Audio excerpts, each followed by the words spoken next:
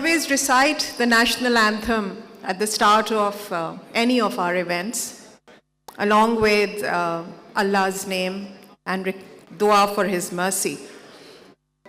And since yesterday, this line, Rehbare Tarakkiyo Kamal, was continuously playing in my head because we recite it, and then I was kind of connecting it to our tagline of opportunity, access, and excellence.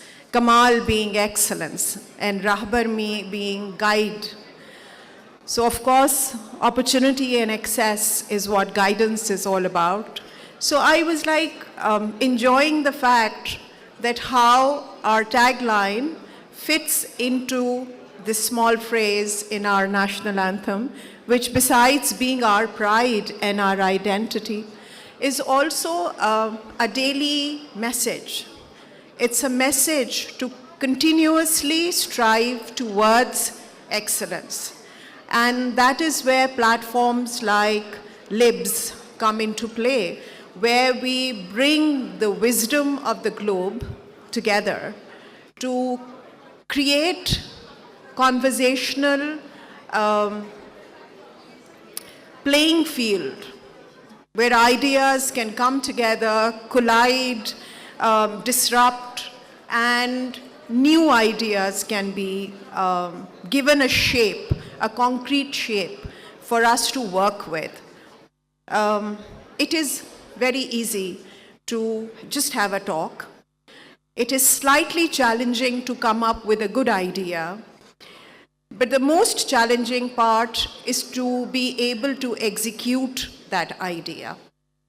So our upcoming conversation is about some excellent ideas that got translated into action, and what came about was an organization that is now leading public policy making, strategizing internationally.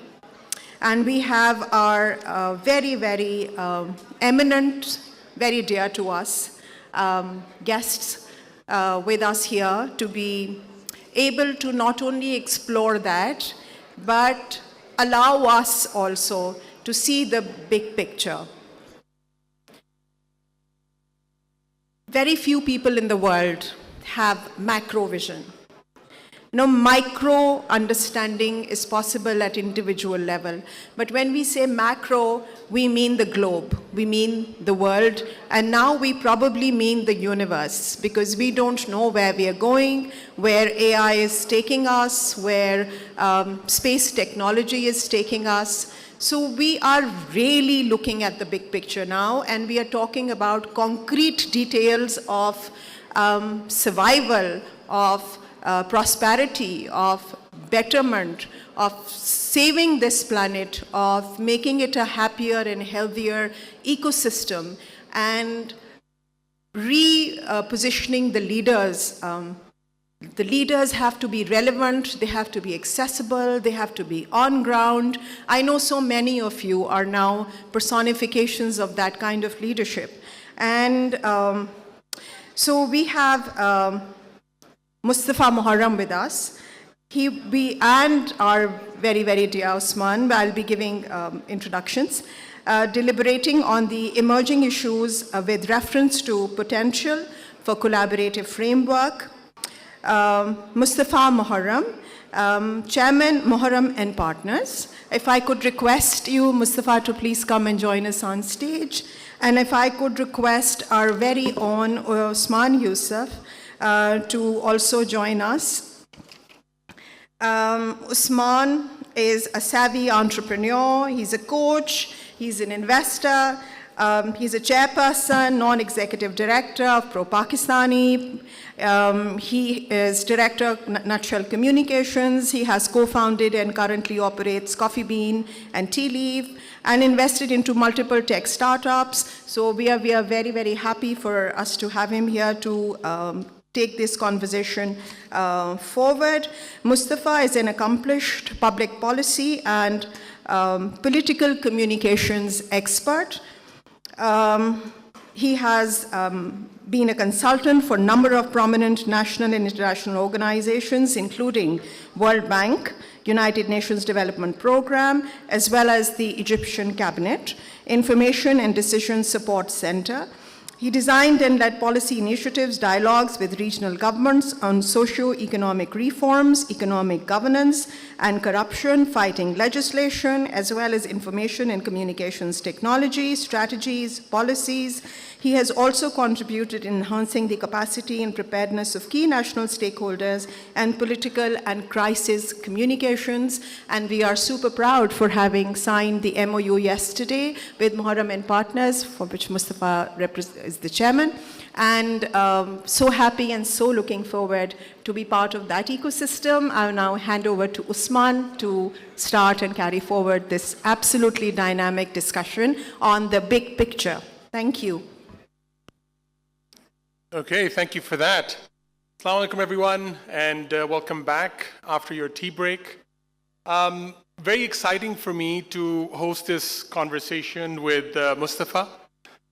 And it reminds me of a few years ago, some of our relatives from the UK were visiting Pakistan for the first time.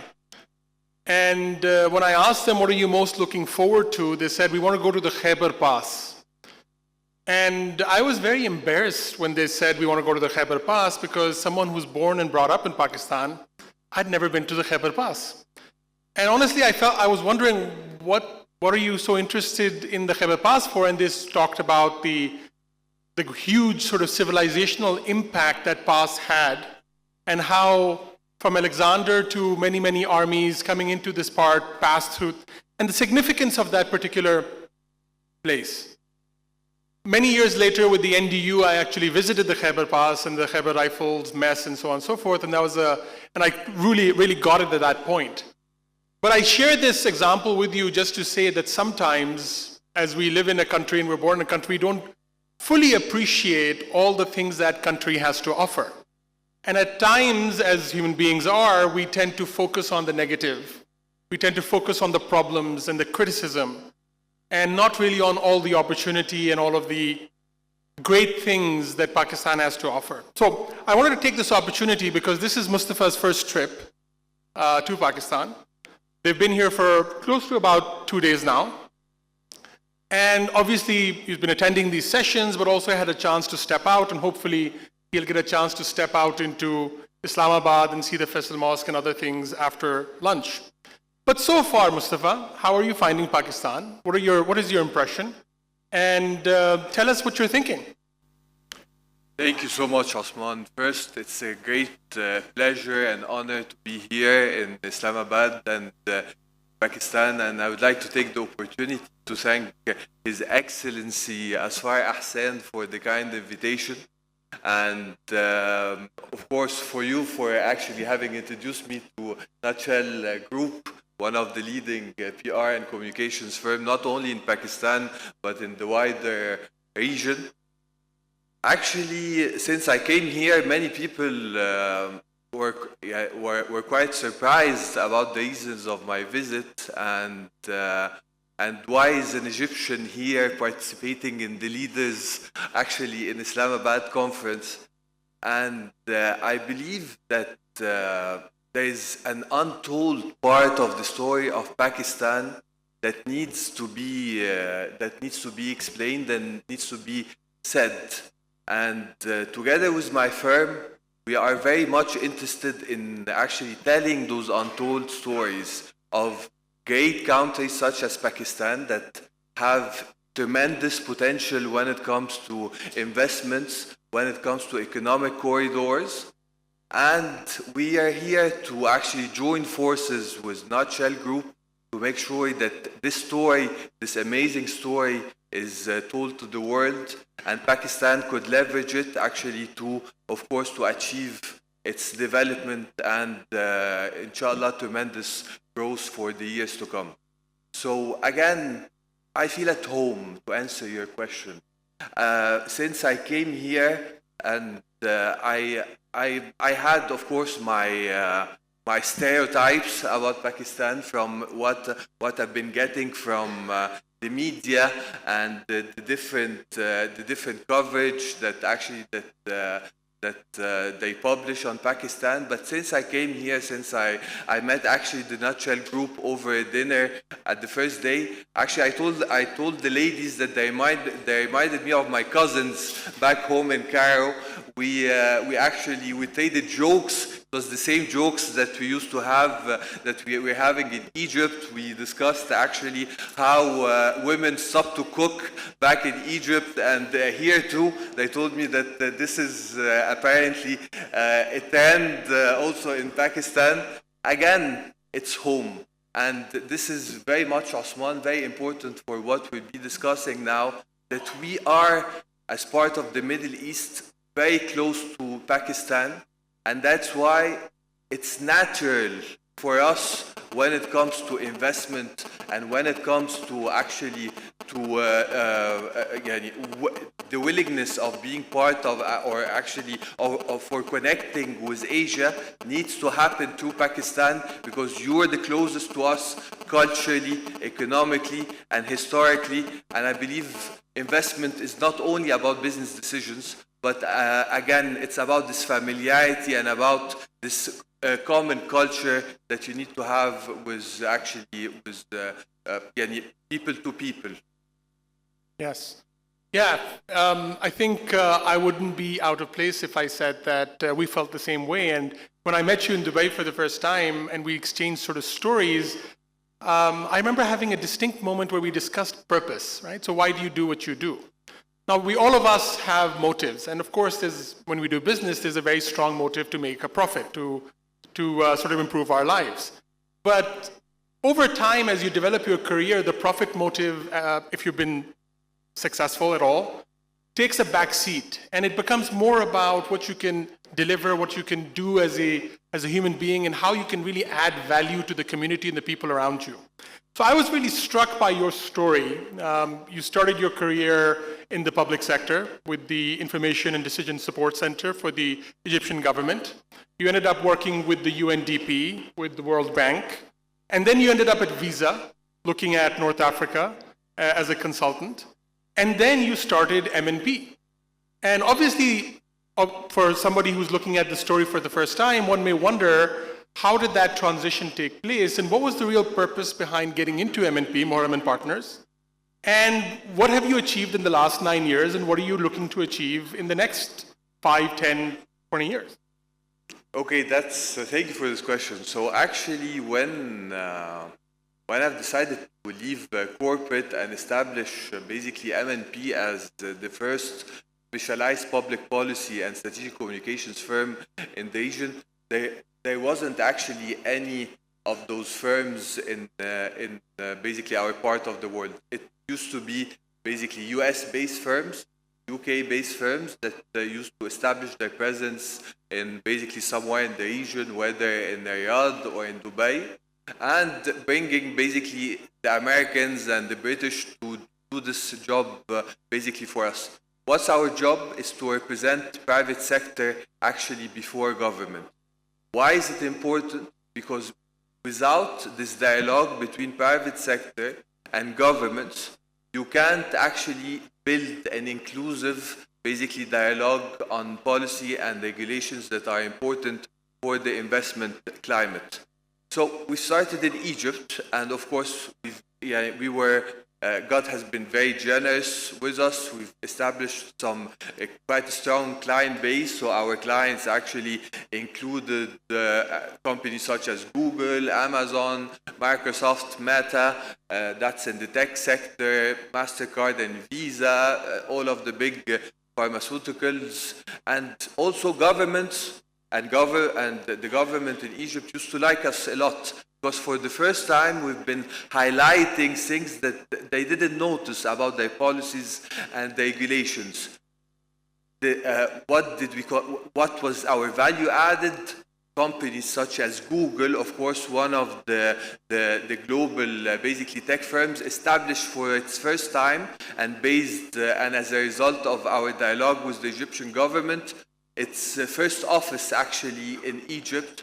Amazon established its biggest fulfillment center in Africa out of Cairo. So actually, the governments were very happy, and they started basically seeing us as an important factor behind those actually important investments. Of course, companies did like us a lot because we provided them for the first time an opportunity to have a constructive policy dialogue with the government.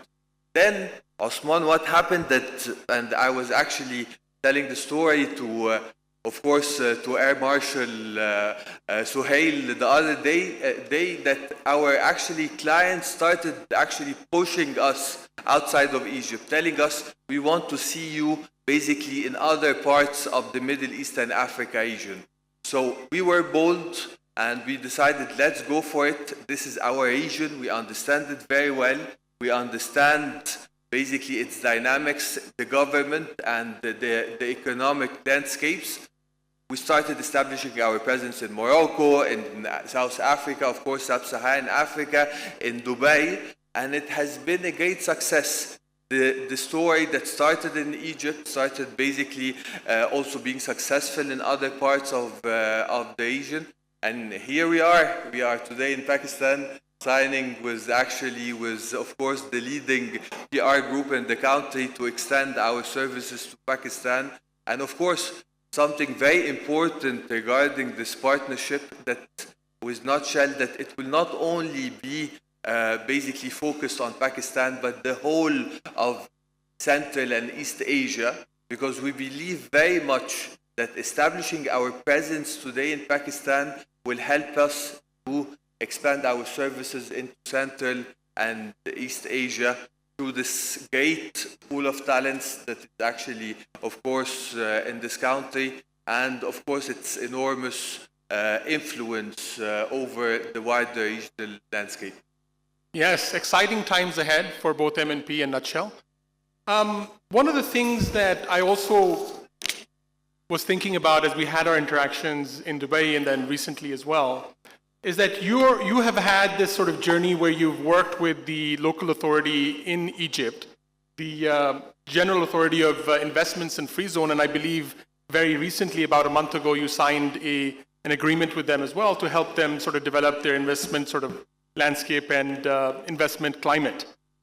And you've also had meetings with our Board of Investment and with our SIFC. You've gone through this process of looking at multiple countries and how they've started to evolve themselves to attract investment. What do you think Pakistan, and I know this is just early days right now, but what's your initial impression? And you've been sort of listening to all the speakers, you've heard the ministers yesterday, you've heard a lot of people talk today. What does Pakistan need to do as far as government is concerned, particularly in terms of the regulatory framework, in terms of facilitation, in terms of collaboration, to be able to make Pakistan investable in a way that perhaps we haven't been able to do as best as we could potentially? So what's your advice for Pakistan? How does Pakistan evolve itself to become an investment destination in the region? That's a very tricky question, my friend. Now, when I visit the country for the first time, as I was telling you, I prefer to eat more than actually talk. It's always wise to eat more than you talk, especially in Pakistan with the amazing food that you guys have here. So this is even better. Now, in terms of basically, of course, investment promotion efforts, so we're very proud as M&P that we are actually the preferred partner of many of the investment promotion agencies in the region. We're supporting not only private sector, but also governments and the investment promotion agencies to promote their countries as an investment destination. So we're proud, of course, of partnering with the Algerian government on this, with the Egyptian government, Bahrain, the Economic Development Board in Bahrain, also with Invest HK, the investment, of course, promotion board of Hong Kong. And we've had some very productive meetings here with the Prime Minister Office as well as the BOI on actually the activation of a similar program. Now, what's key now in terms of the latest trends regarding actually investment promotion is that again you need basically to get clearly what you want to convey to investors. And there are some basically, again, returning to the point that we've started with, I believe that the Pakistan basically story is still untold. There is actually misleading narrative in the global media regarding security that needs to be clearly addressed. So when we are talking to investors regarding Pakistan, the first thing that comes to their mind is the security situation. Of course, all of basically and many countries have problems, but this is not as widespread as people actually would think. But it requires some very systematic and concerted efforts from the government side and from the private sector to make sure that we're conveying to the world that Pakistan is safe, and it's not only safe for investment but safe for tourism, and that you just need to come, see and visit this beautiful country and meet its warm people, and you shouldn't be afraid of doing so. By basically tackling this first very important perception, I think basically the investment climate would take great momentum. The second of course, very important point, Usman, are policies and regulation. Of course, basically the investment decision nowadays, as you know, is not happening in a vacuum. So any investor will need to analyze very well the policies and the regulatory environment regarding different sectors. So it's important to hold regular consultations where of course, the Pakistani government and private sector would engage with international investors regarding the healthcare policy and regulatory framework. ICT, of course, we've been hearing yesterday from the Minister of ICT that she's willing to engage in a dialogue with private sector regarding the tech, of course, framework. Now, things that are shaping the investment mindset are topics like artificial intelligence, blockchain, cybersecurity. So again, engaging with private sector on consultations and on dialogue on those topics help to introduce Pakistan and help, of course, basically to shape investment decisions. This is those basically two factors: security and security perception, and of course private-public dialogue on basically economic and basically sectoral legislation would put, of course, Pakistan on the right track when it comes to attracting international investors. So this is basically from a big picture standpoint. Now, when it comes to tactics, many governments basically mistakenly take investment promotion as a government-to-government basically exercise.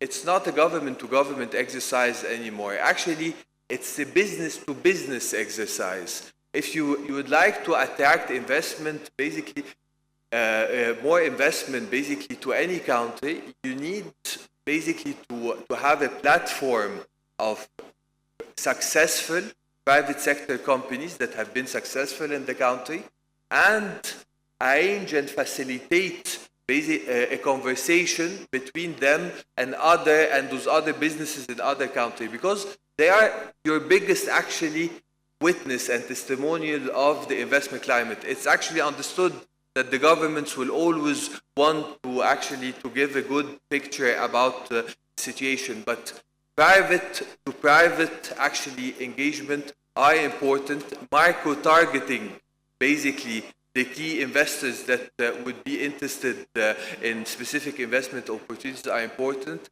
and I believe very much that the governments will need to upgrade their tools and instruments when it comes to investment promotion. That's from a tactical level. If they are serious about attracting more private sector and foreign direct investment in the country.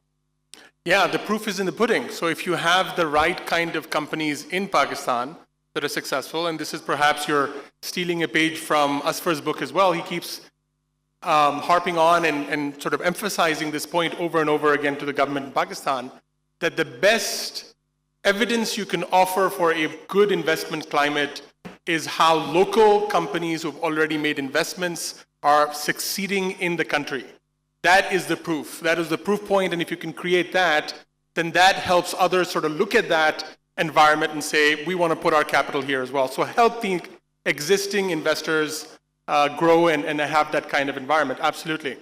And regulations obviously has a role to play to protect the vulnerable segments, but over-regulation, as we've also seen and talked about time and time again, hampers and not only paralyzes at times the environment for business completely. Let's zoom out a little bit. We've sort of looked at your experience in Pakistan, investment climate, and sort of look at the wider region and perhaps even the world. The last 20 years have been exciting, to say the least, and perhaps it reminds me of a Chinese proverb from 400 years ago, where I believe it's Feng Menglong wrote in 1632 that I'd rather be a dog in tranquil times than a man in chaotic times. So we're living in very chaotic times, and I think proof of that is not far. You can go back as far as you like, but just looking at the last sort of 2 decades, you have the great financial crisis, massive world disruption, massive issues that happen in the US, but because we live in a connected world, everybody felt the brunt of it. And then more recently, you had COVID, and now you have the conflicts in Ukraine. You have a conflict in the Middle East between Palestine and Israel.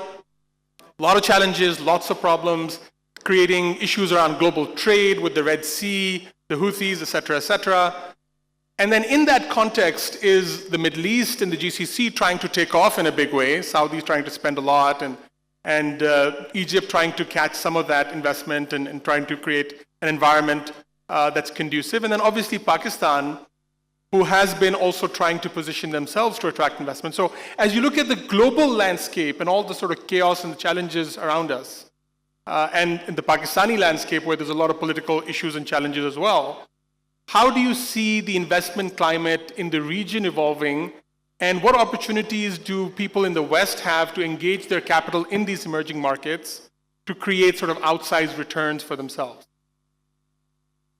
Another very tricky question, my friend. Now, so sorry, before I just wanted to interject. He asked me, what questions are you going to ask me? And I said, I'm not going to tell you the questions I'm going to ask you. We're going to have a candid dialogue. So she said, don't corner me. And I said, I'll try my best not to, but I'm cornering you now, so go for it. Okay, let's go for the candid dialogue. Now, your biggest competition basically in the region is India. How candid is this? Very... It's true. So actually, I wouldn't think basically about the relationship between any Middle Eastern country and Pakistan as competitive when it comes to investment attraction. The competition that basically you're having right now and you'll be having most probably for the upcoming 20 or so years will be with India. And I believe in terms of we need basically, or Pakistan would need to reflect a lot on how to manage basically such a competition, because this will define so many things regarding basically its future. Let's take as an example technology. Every year, the pledges that are done by big technology companies, including Google, including Amazon, including now Apple, to the Indian actually market when it comes to information and communication technology, we're talking about tremendous numbers. So the question, or the hard question that basically that I would actually return it to you right now. So why is Pakistan unable to attract some significant parts of those investment pledges that are coming from the big players in the technology sector? Yeah. Why indeed, right? And I think we all know the answer to it, and it has a lot to do with the political climate. It has a lot to do with the security climate. It has a lot to do with our sort of economic outlook. So yeah, those challenges are You've got a great, basically, pool of talents. Pakistanis are overqualified when it comes to of course, the digital, in terms of digital, of course, skills and education. You've got a super, of course, a significant population. You're able, of course, to export your services to any parts of the world. Again, it's about being focused on the things that matter. Again, policies, regulations, making sure that we are opening up Pakistan to the world, making sure that the story of Pakistan, its talents pool and its ability is marketed in the right way. This is a great country with a great civilization, but with very poor marketing. Okay, that's so much for being candid. Thank you so much. I was speaking to so before we sort of start to wrap this up, I was speaking to one of the other speakers, and I won't quote who I was speaking to, but he made an excellent point. Since yesterday and previous editions of the Leaders in Islamabad Summit and our Future Business Summit, we talk about the youth pulse, and everyone sort of talks about how you have this tremendous young population, and that's such a great opportunity and a great endowment and so on. And this speaker said to me, yeah, it's a great opportunity, but it can be a big curse. Nothing worse than young people who are directionless, who don't have opportunity and don't have the right kind of employment, not the right kinds of skills to be productive human beings. And that youth pulse can quickly become a crisis and even become a reason and become a liability for us if we don't give them the right kinds of opportunities, staying in Pakistan or sort of working abroad as well. Thank you. I'm on point, don't worry. Okay. So the youth pulse is great, but only if you can direct them in the right direction and give them the skills they need for the work that has to happen tomorrow. I'm very happy also, Moustafa, because not only are you here to participate in the signing with Nutshell and also sort of looking at the Pakistani environment and climate, but you have an actual project at hand. I'm not going to talk about the project right now, but suffice it to say that there is a very significant company that's an Egyptian company that's now coming into Pakistan to do some fantastic work in our financial sector. And we're going to be helping them sort of work and sort of expand their footprint here. And we hope that this will be one of many stories that MNP is going to introduce into Pakistan, and we will work together towards helping that investment come and grow it together, and then start the reverse, helping Pakistani companies move into the Middle East and Central Asia with your support and giving them the right kind of platform to grow and work in those companies. So it has to be a two-way trade, and we look forward to that. And the final thing I'll also say is that he's been praising the food, and I said, well, Islamabad, I love the city, I live here, but that's not the food capital of Pakistan by far, right? So you have to come back again, and we need to do a proper food tour, and we need to go to Lahore, we need to go to Karachi, and we need to go to those places where people have been making the same one dish for generations and generations and have honed that skill. And he's promised me that he's going to come back for a food tour, and maybe we'll try and make some videos of that too, and who knows, maybe another collaboration will show up in the form of a video log of a food tour of Pakistan. So thank you so much, Moustafa, for spending time with us and having this dialogue, and I hope that you'll all be able to catch him after our session, and let's continue this conversation. Thank you very much. Thank you, Usman.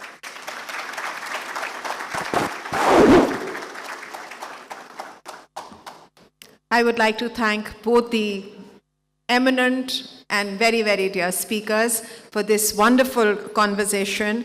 And I loved how Usman was trying to corner Moustafa continuously, and then Moustafa came back. And it was so wonderful. Very, very candid conversation. Very much needed. We need to hear this. Good question is why techno giants are not pledging to Pakistan while India is taking leaps. So for all of us to ponder and think, of course, that brings us back to, I would want you to please wait for the next panel discussion, and then I'll call you back on stage for the ceremony. Thank you so much.